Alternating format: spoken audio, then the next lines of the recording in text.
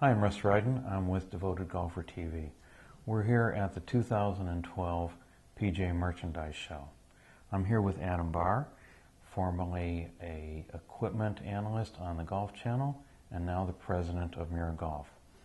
I'm a Miura dealer in Dallas-Fort Worth, and Adam is here to tell us a little of the Miura story. Well, Russ, thank you very much. Miura is high-end, high-quality, perfect steel forgings made in a patient Japanese tradition by two generations of the Miura family. Miura-san himself and his two sons, Yoshitaka-san and Shinye-san, in Himeji, Japan, which is in the center of what has for centuries been the samurai sword region of Japan. These people know steel, and they know how to turn it into industrial art in the form of golf clubs. What was the reaction in the marketplace when KJ won with Miura? People raised a lot of eyebrows, sat up and took notice, and naturally we were very pleased because KJ chose to play those in the weeks before leading up to Players by himself. We don't do endorsement contracts. He just decided to put them in unpaid simply because he thought they were the best thing for his game. It also happens to be one of our most popular heads these days. The forged cavity back CB501 turns out to be good for a lot of golfers. You're right, it did put us on the map because his essentially unpaid, complete free choice endorsement was really the best endorsement you could have, and especially winning a tournament that big, and then adding some top tens in the weeks before and after with those clubs kind of clearly showed that his choice was the best thing for his game. Does Miura get a lot of play on tour? Not a lot. It's hard for us to know exactly who's playing the clubs because players on Asian tours might pick them up and we might never even know about it since we don't pay players to use the clubs. However, some famous players have played them and succeeded with them. Frank Licklider, I believe, is still playing them. Mark Hensby has played them. Samantha Richdale on the LPGA Tour. Nick Price played them and won on the Champions Tour at the Toshiba event in 2011 and has become quite an advocate for the club. And of course, all of these are completely voluntary, unpaid uses of Miura. So, in addition to the 501, last year you introduced the MG Hybrid. You know, when I got the first MG Hybrid in my hands, I'm looking at this thing and I'm thinking, should I make a pen holder out of this, or should I put a stick in it and actually pound it into the dirt? What a great looking golf club. Yeah, the form and the function came together pretty nicely on this one. I kind of like to call that finish like glossy charcoal, but the function was the best part, and I think a lot of people found that hitting it from the rough or from a tight lie, they got a lot of confidence out of that tall face. That tall face really impressed me. A tall face, good amount of bulge and roll on the club.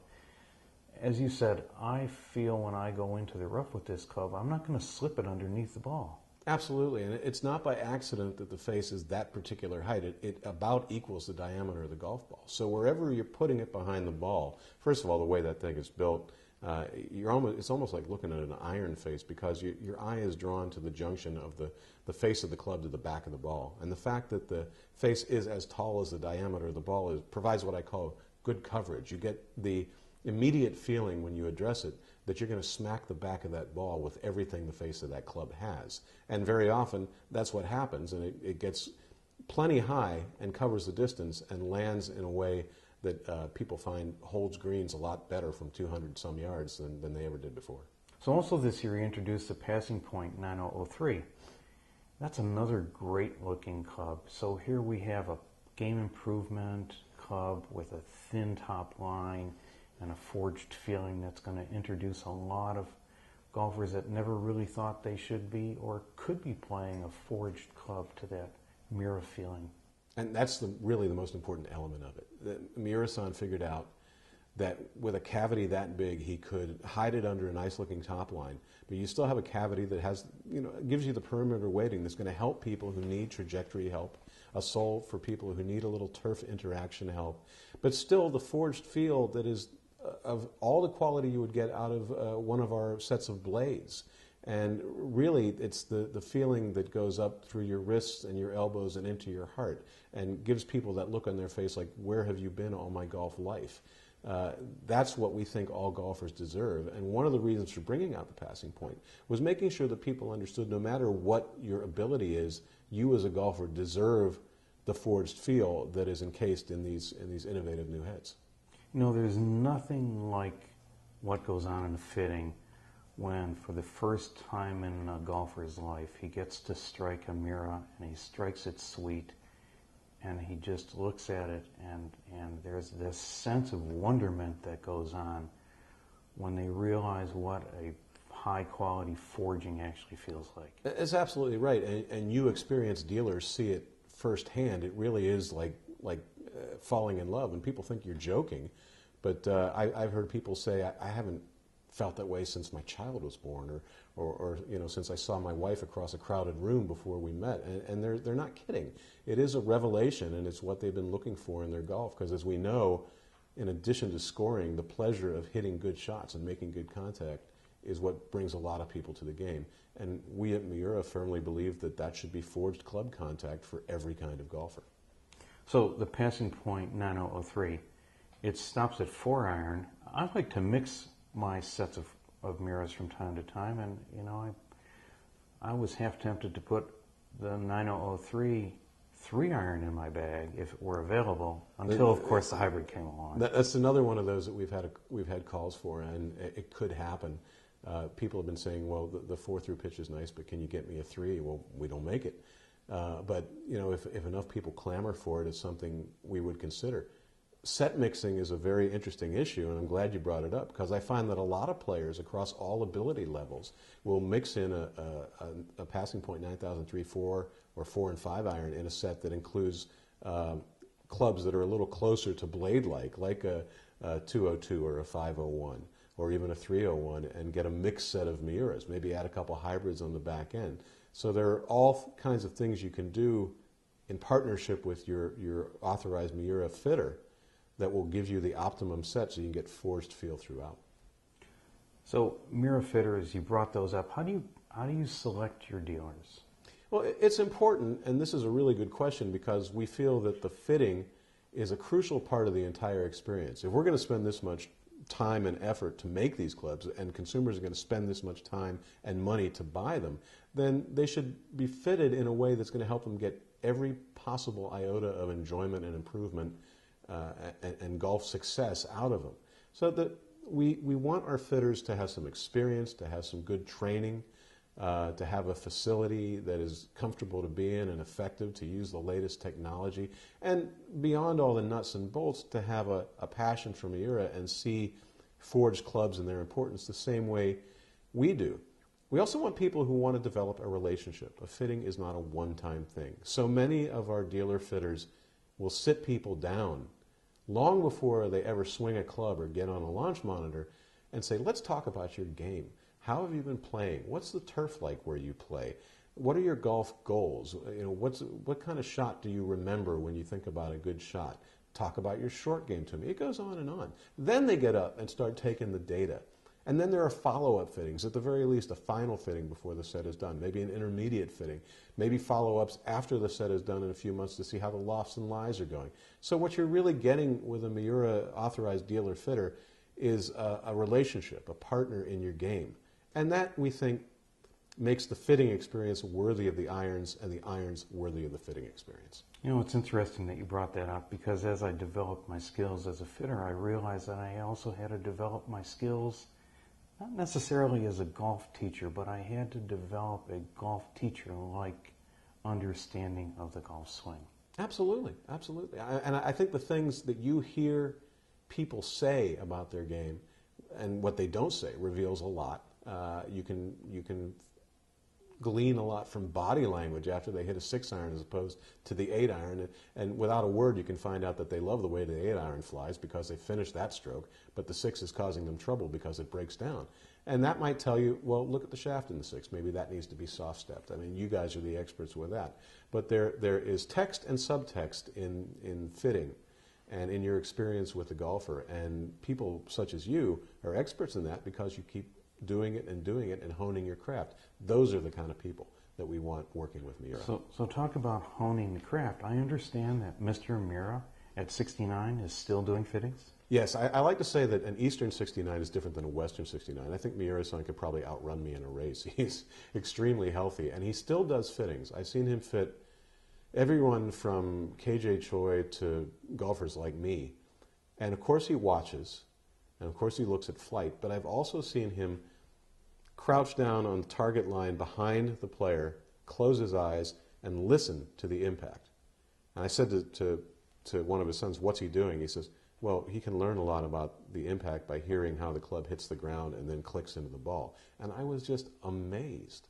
Is that where the K grind came from? This strange thing shows up one day, and it's got these 3 notches in the back of it. And I got to tell you, kind of a funny story about that. I brought a couple of them in, intended to build it for myself, got a little too busy, ended up putting one in a customer's bag, and when I went out to do the follow-up fitting, hit it, and it was an instant love affair. Absolutely. It was in my bag the next week.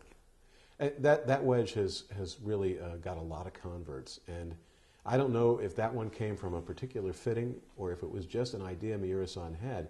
He handed it once in Japan to Bill Holowati, our Director of Product Strategies from our Vancouver headquarters, and Bill hit it and was creating shots with it all around the practice game. Got really excited about it. So why is this still a prototype? You've got to put this in production.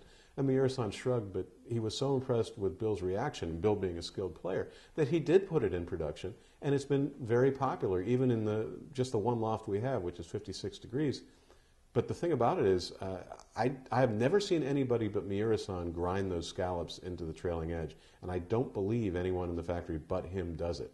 So you're telling me that every K grind is coming from the hand of Mr. Miura himself? I am reasonably certain that's true. Yoshitaka-san may have tried to do some of them, but I have only ever seen Miura-san grind these things, and he wants that uniformity in the scallops on the trailing edge, for lack of a better term, and I think he just likes that design. He likes working with it.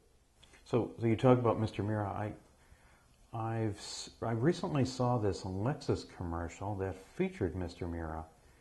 And how is it that Lexus came to pick Mr. Miura in a commercial where they were representing the Japanese dedication to quality? Miura-san's name got around as sort of the top proponent of high-quality, patiently handcrafted golf clubs. And we were really quite complimented and proud when Lexus came to him and said, you know, we feel that way about how we make cars. Why don't you promote something with us with your golf clubs? And for a while, if you bought a certain model of Lexus in Japan, you got this special set of Lexus Miuras that Miura-san designed and made himself. And in Japan, Lexus is a very highly respected brand, especially their upper-end cars. And the fact that they chose us as kind of co-proponents of quality and integrity was a great compliment. So it's a very interesting commercial, and I hear that you are working on learning Japanese. Now, I worked for a Japanese company for about 10 years, and I never got much beyond Japanglish.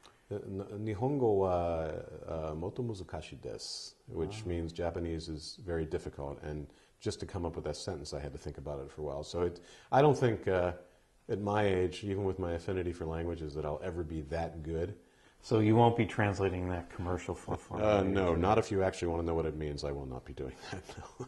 You know, one of the things that I really, really like about Miura is that they don't feel the need to discontinue their designs every year. So if I sell you a set of irons and you lose your 5-iron next year, I can go back and I can get that 5-iron head and build you another club.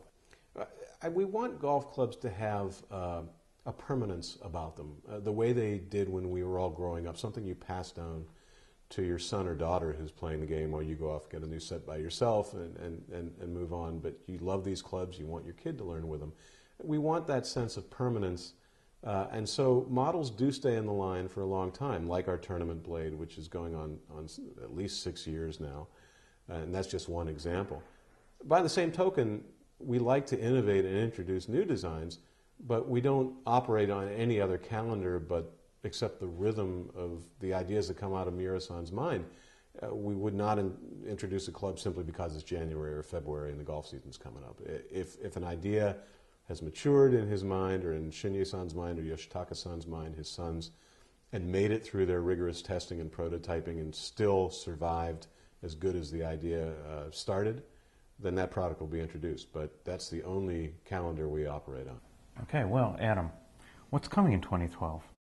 Well, we don't have anything new at the PGA show because we had a new iron last year, Passing Point 9003, which we've discussed, and the new hybrid, which we've also talked about. But I think in the springtime you'll start seeing some new products. We're working with a driver, and if the prototypes make the cut, that'll be coming out. We have a mallet putter with a milled head that will be out in widespread release pretty soon.